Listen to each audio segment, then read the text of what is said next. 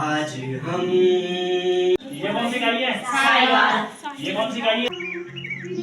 शक्ति हमें देना दाता। हेलो दोस्तों, good morning. Welcome to my new blog. I hope आप सब बढ़िया होंगे। मैं भी एकदम मस्त स्वागत करती हूँ। मैं योगिता नेगी आप सभी को नए न्यू ब्लॉग में नए दिन के साथ। और आज की ब्लॉगिंग की स्टार्टिंग करें मैं 8:30 बजे से। तो दोस्तों, आजकल हमारे गांव में कुछ दिनों से डेयरी फार्म की ट्रेनिंग हो रही है, बोले तो समूह की ट्रेनिंग हो रही है, जो कि हम 5-6 लड़कियाँ भी जुड़ रखे हैं नए नए। तो बाहर से कुछ सर आ रखे हैं, तो वो हमें पढ़ाते हैं जैसे स्कूल में होता है, सेम वैसे ही होता है। और 9:30 बजे से हमारी क्लास होती है और 1 बजे हम फिर घर आ जाते हैं खाना खाने। फिर हम दोबारा 2 बजे जाते हैं और 4 बजे 4:30 बजे हमारी छुट्टी हो जाती है। तो जैसे स्कूल में पढ़ाते हैं सर लोग, वैसे पढ़ाते हैं, बहुत अच्छे से पढ़ा रहे हैं। जो कि बाहर से सर आ रखे हैं ना, वो बहुत ही अच्छे से पढ़ा रहे हैं। तो बताते हैं आपको मैं वहाँ जब मैं जाऊँगी बारात घर में हो रही है हमारी क्लास। तो मिलती हूँ आप लोगों को थोड़ी देर बाद। तब तक हम आप लोग मेरी वीडियो देखते रहो। आज की ब्लॉगिंग बहुत ही मस्त आने वाली है। हाजिरी लग चुकी है हमारी और अब यहाँ पे ज्योति भाभी यहाँ पे झाड़ू लगा रही है।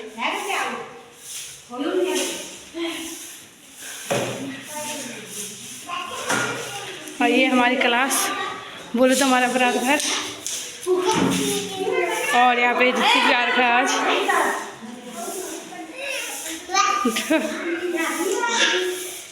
तो यहाँ पे कुछ लोग आ रखे हैं और कुछ लोग अभी नहीं आए। ये देखो, और ये रही दिब्बू की मम्मी। खुश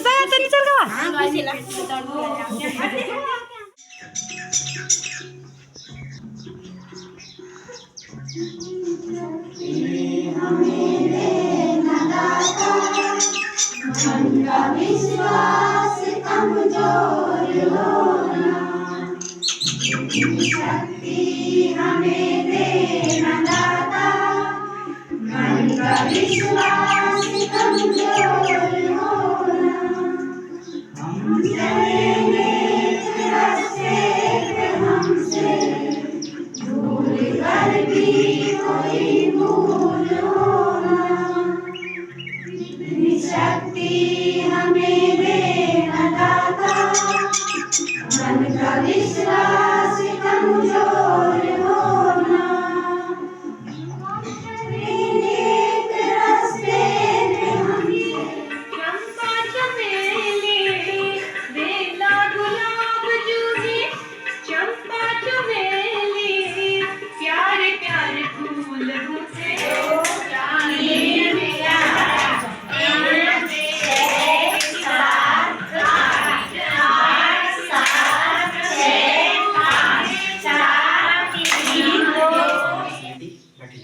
मैं आपका अध्यक्ष हूँ और मैं आपको बताना चाहूँगा कि मेरे अभियान चलूँ जय कन्नौज हिमालय बचाओ अभियान। आप लोग जानना चाहिए आजकल हिमालय पर्वत में क्या क्या होना चाहिए, पता है आप लोगों को क्या क्या होना था आजकल। जो हमारे बर्फ छन, ग्लेशियर छन,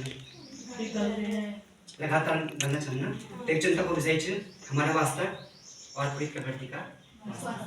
तो मैं आपको कुछ गीतों का माध्यम से बताऊँगी बात, कुछ चर्चा, कुछ आपकी बात मैं जो जान चाहूँ कि आप क्या सोचता प्रकृति का बारे में, है ना। तो बोलता चलना हिंदी में भी अब उन चालू हमें पूरा हिंदी में थीम चलने की। कहते हैं कि आन बान शान है हिमालय हमारा, आन बान शान है हिमालय हमारा, वजूद खतरे में इसका, आओ मिलकर सफल बनाए। गीत गा रहे हैं आज हम रागनी को ढूंढते हुए, हिमालय हमारी आन है, ये हमारी शान भी तो है। हिमालय हमारी आन है, ये हमारी शान भी तो है। आओ मिल के बचाएंगे, सबको ये समझाएंगे।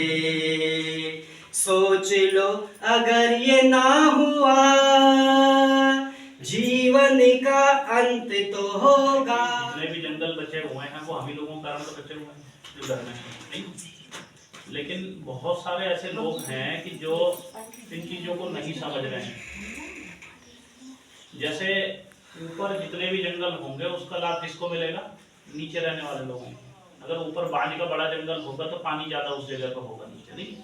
अगर ऊपर ज़्यादा जंगल नहीं होगा या जल जाएगा तो उतनी समस्याएं नीचे हम लोगों को होंगी। हमारे गाय बैल पशु पक्षी मतलब जंगल हमारा पर्याय है। यहाँ पे जंगल की महत्ता बहुत तो आधा जो है उनका क्षेत्र जिम कॉर्बेट में आता है, रिजर्व फॉरेस्ट जंगल। सुन लो। तो वहाँ की महिलाएं जो है घास लकड़ी जंगल हर चीज पे निर्भर किसका है, उस जंगल पे।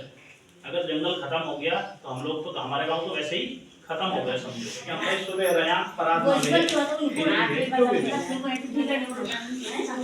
पहले अपो परिचय सब जो है सब गणित नमस्कार। ठीक है, हाँ बोलो, बहुत अच्छा बोल रही हैं आप।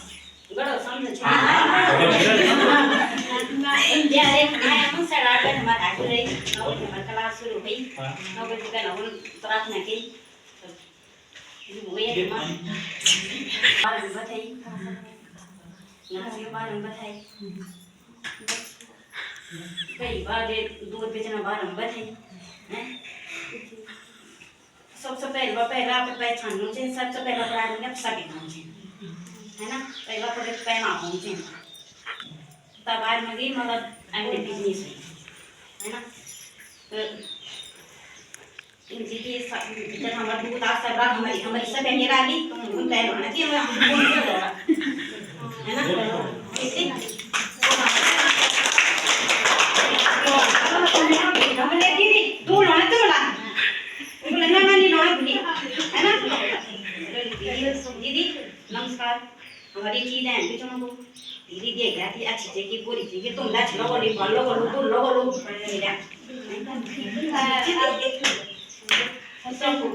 शादी मेरे को इतना आता है बेचने बोलूंगी इसलिए मैं शादी को बोल दिया मैं हमें सबको ट्रेनिंग देनी है, अनपढ़ों को भी पढ़े लिखों को सबको ट्रेनिंग। और आप अरे तुम बात सुनो पहले, तुम जब तुम अगर आना तो समस्या है आत्मविश्वास की कमी है। अगर आत्मविश्वास हो तो मुझे पहले भी बोला जाता है नहीं। आत्मविश्वास आदमी के अंदर होना बहुत आवश्यक है। व्यक्ति के अंदर आत्मविश्वास नहीं है तो बहुत बड़ी समस्या हो जाएगी उसके जीवन में। आत्मविश्वास होना बहुत आवश्यक है। ये 10 पॉइंट फिलहाल मैं बता रहा हूँ, बाकी ये 5 आप लोग देखना कब करते हैं। विषय कौन सी गाई है? ये कौन सी गाई है? ये कौन सी गाई है? ये कौन सी है? ये कौन सी है? ये कौन सी है? मतलब ये भी जर्सी की एक वैरायटी है, लेकिन इसका नाम अलग है। ये गिरलैंडो गाई है, ठीक है। ये अंतर मैंने आपको बता दिया था पहले ही। क्या है इनमें अंतर? कोई खड़ा होकर फट से बताओ जरा। A1 A2 और शारीरिक संरचना में क्या अंतर है? बताओ। मतलब देसी विदेशी की सॉरी, और जो ये है उनकी बनावट अलग है, उनमें हम है सब में, है ना। ठीक है, कुंवर जिसे कहते हैं, देखो यहाँ पे अंतर बता रहा है ना। ये मैंने आपको पहले बता दिया था। उसके बाद हमने घासों पे बात करी थी ना, नेपियर, बरसीम, हाथी घास, मक्का, जई, अजोला, साइलेज, ठीक है। उधर जैसे गेहूं की भूसी, ज्वार की कुट्टी, धान की भूसी। तो गेहूं धान की भूसी हमारे यहाँ होती है, ज्वार होता है ये तो छोड़ो, ये इनके बोने के फसल चक्र है ये, ठीक है। बाजरा, ज्वार, मक्का, लोबिया, सोयाबीन, बरसीम, जई, नेपियर, गिनी घास, बहुत सारी घास होती है जिनको हम लगा सकते हैं, ठीक है। उनका चार्ट दे रखा है, किस महीने में लगाना है, किस महीने में काटना है, ठीक है। और उनकी उत्पादन क्षमता कितनी। उसके बाद आता है ये नेपियर घास है ना। ये सुपर नेपियर है, बड़ा वाला झाड़, ठीक है। उसके बाद ये है अजोला, ये बरसीम है। ये क्या है? साइलेज, ठीक है। ये ज्वार है। अब संतुलित आहार जो मैंने आपको बताया था ये उसी के बारे में है। संतुलित आहार की मात्रा कैसे कैसे रखें, ठीक है। ये है संतुलित आहार में मिष्टान मिलाने वाला। जैसे ये आपकी फलियां हो गई जो मैंने बताया था, मोटे अनाज के बाई प्रोडक्ट, चोकर, चुन्नी, चावल की होना चाहिए। आज नया टॉपिक है यार, कैसे होना चाहिए आपका, सुन लो। कोई आपसे पूछे कि पशु आवास कैसा होना चाहिए? साफ, स्वच्छ, हवादार और ऊंचे स्थान पर, ठीक है। 3 चीजें पहली होनी चाहिए। पशु आवास से संबंधित निम्नलिखित बातों का भी ध्यान रखना चाहिए। सूखी और उचित तरीके से तैयार जमीन पर शेड का निर्माण किया जाए। शेड की दीवारें जो है 1.5 से 2 मीटर ऊंची होनी चाहिए। पशुओं के खड़े होने के स्थान के पीछे 0.25 मीटर चौड़ी पक्की नाली होनी चाहिए। गर्मियों में छायादार जगह, आवरण और शीतल पेयजल उपलब्ध कराया जाना चाहिए। ये देखो यहाँ पे ठीक है, दिख रही अगला है। चित्र देखो, ये है गौशाला। समझ रहे आप? इस तरीके से गौशाला, इसे कहते हैं पशु चटाई। ये क्या है? पशु चटाई। ये पशु चटाई अगर किसी की भैंस है तो उसे एक बार खरीदनी है। ये चलती है कम से कम 6-7 साल। अब इस पशु चटाई का फायदा ये है कि नीचे की जो नमी, नीचे के जो कीटाणु, नीचे की जो गंदगी होती है वो इसमें कभी नहीं लगते। ये धोने में बहुत आसान होती है। इसे फट से बाहर देखो बुबना दादी दिख पानी रही से है। धुला, उसके बाद धूप में सुखाया, फिर अंदर लगा दिया। समझ रहे हैं? ये इतनी मजबूत बनी होती है कि पशु के खूर इस पे अगर लगे भी तो इसमें उसे दिक्कत नहीं होती। तो क्या है, जब पशु नीचे लेटता है तो उसके थन में कई रोग हो जाते हैं। कई बार जो है घाव हो जाता है, खनेरा हो जाता है। जब पशु इसमें लेटता है तो बहुत आराम से, जैसे हमारा गद्दा होता है, ये पशु का गद्दा है। समझ रहे हैं? ये है पशु में। अब वो दूसरे वाले चित्र में देखो, दूसरे वाले चित्र में क्या है? पशु बने हैं, उनके आगे खाने की व्यवस्था है और पीछे नाली है, ताकि वो जितना भी गौमूत्र करें वो ढालदार है। वो दोनों तरफ ऐसे ही पशु बने हुए हैं और उसके बाद उस ढालदार वाले एरिया में वो गौमूत्र पूरा बाहर चला जाएगा। जब आप इसमें सफाई करोगे तब भी बाहर चला जाएगा। आपकी जो ऊपर डेयरी बनी है उसके फर्श में भी ऐसा ही है, ढलान है ना? या तो एक तरफ ढलान हो या तो दोनों तरफ अगर बांध रहे तो बीच में नाली हो। ठीक है, अब एक बात और सुन लो, एक महत्वपूर्ण बात सुन लो। पशु शेड में कभी भी आप लोग मॉडिफाई कर सकते हैं उसे। ये आपका पशु शेड है, ठीक है, ये आपका पशु शेड है, ऐसे बनाओ। अब पशु को बांधने के 2 तरीके होते हैं हमेशा। अभी हम क्या करता, जब हमारा गौरपना है ना, जो हमारी गौशाला है, एक बनना एक, एक बनना एक, एक बनना एक, एक बनना एक, बीच में बंद हुए ये बंद हो ना। कहाँ बांधते हैं? किनारों में। ठीक है, लेकिन पशु को ऐसे नहीं बांधा जाता है। ये एक बहुत बड़ी समस्या है जानवरों की। ठीक है, पशु को कैसे बांधा जाता है? 2 तरीके होते हैं। एक कहते हैं हेड टू हेड और एक कहते हैं टेल टू टेल। ठीक है, मतलब एक सामने की तरफ, मतलब हेड टू हेड माने होता है head to head. Head to head माने होता है सिर से सिर, सिर से सिर, और टेल होती है आपकी ये माने पूंछ। ठीक है, अब आते हैं पहले इस वाले मैटर पे, पशुओं में होने वाली बीमारियां कौन कौन सी। पहली, जैसे पशुओं में होता है एक ब्लैक वाटर रोग, BQ कहते हैं उसे। BQ की पहचान क्या है? इसके बुखार आता है पशुओं को, पशु गर्म हो जाता है। ये बहुत समय बाद चल के आती है बीमारी। कई बार पशु जो है बुखार में आते हैं जैसे, उसके बाद पशु मर जाता है।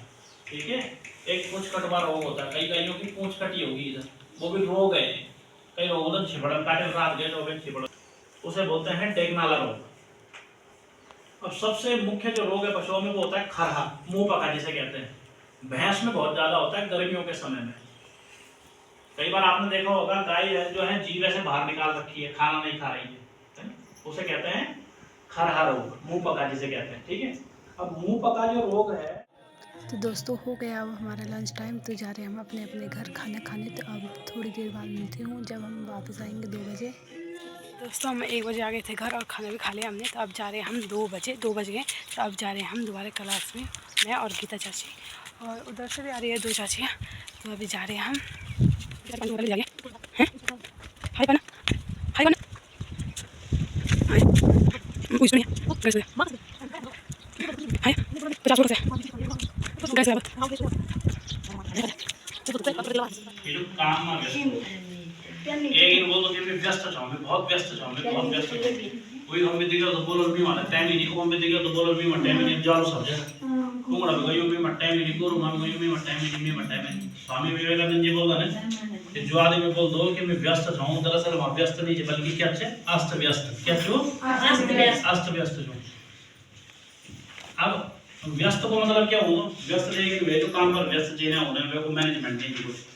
एक दो कि जो अपना काम था व्यवस्थित ढंग से नहीं करते। मान ले जाए जब तुम ये खाना चाहते हैं, पढ़ाई करेंगे कोई 12 बजे जाऊँ बाहर बनाऊँ मैं, कोई 11 बजे बनूँ मैं बाहर बनाऊँ जाऊँ, कोई बनूँ मैं कोई बादी माँ जाना है, ठीक है। अब क्या चाहिए हमारे समय को प्रबंधन नहीं, अगर हमारे समय को प्रबंधन हो तो फिट करना है हमें। तो वो बोले जो दाल सुबह मुझे गिरा खा जाएगा बाहर बना कर टाइम लगता, अगर एक बजे 12:30 बजे भी जाए तब भी जो तुम्हारा काम हो जाओ, 1 बजे जाए तब भी काम हो जाओ, ठीक है। लेकिन वक्त अच्छे समय प्रबंधन कुछ काम करीदा करना पड़ेगा, लेकिन भैया बहुत बड़ा 4 घंटा पढ़ाई करने का नहीं, तुम्हें आज वाला काम करना पड़ेगा। बहुत सारा एक बजे जाना है तो देर में घास घूस व्यवस्था करेगी, वापस आना है, बाद में बोले कुछ आप लोग आराम से। समय प्रबंधन मुख्य चीज क्या है, रोजगार के लिए समय प्रबंधन बहुत आवश्यक है। अगर आप समय को प्रबंध करके नहीं चलोगे तो फिर आप कहेंगे नहीं, किसी भी काम में आप जाओगे उसमें समय का प्रबंधन बहुत आवश्यक है। अब जब समय को प्रबंधन सबसे अच्छा तुम सीख सकना बस वालों से, बस जब की हमारी 2:30 पर है, बस 2:30 पर है, तब भी बोलो कि बस 2:35 पर 40 मिनट पर आ जाते हैं, वो कहते समय को प्रबंधन।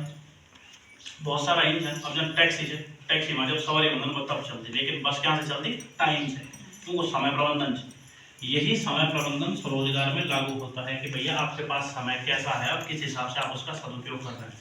हम रोज तो मुझे एक ही बात करना चाहें कि आप स्वरोजगार और हम ये नहीं चाहते कि पूरा दिन भर सुबह उठिए रात तक एक ही काम करना रास्ता रो अपना घरों काम भी करा सभी काम करा, लेकिन आपके जो बेकार बैठा हुआ जो समय है या जिसमें आप काम करते हैं उसमें से 2 घंटे 3 घंटे 4 घंटे कुछ ऐसे हों जिससे आपको कुछ आमदनी प्राप्त हो सके, उसके लिए आपको समय प्रबंधन करना बहुत आवश्यक है। टाइम मैनेजमेंट, अगर टाइम मैनेजमेंट आप नहीं करोगे, मान लिया जाए आपने अपना कोई भी स्वरोजगार शुरू कर दिया तो उसमें क्या होगा, आपको समय चाहिए।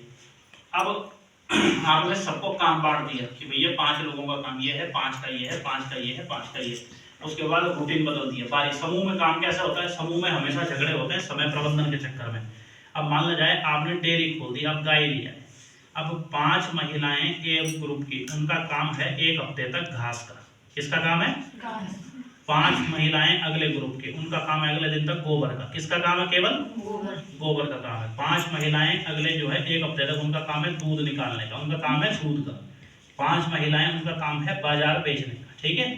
अब घास गोबर दूध बाजार, ठीक है, ये हो गया। सारी चीज तो गाय को चाहिए मोस्टली। तो दोस्तों अब यहाँ पे हो रही है पेट पूजा, ये देख सकते हो आप लोग, और यहाँ पे समोसे और ठंडा मिल रहा है, ये देखो।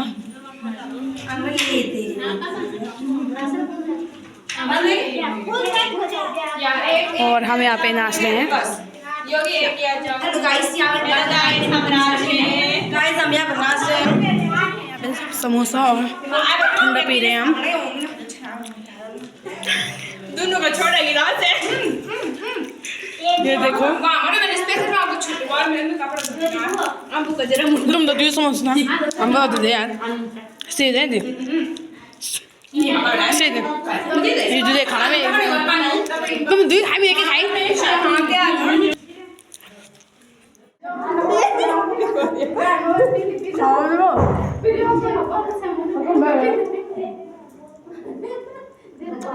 जो मैं बोले तो दोस्तों ये समोसा आपने तो कभी देखा नहीं होगा।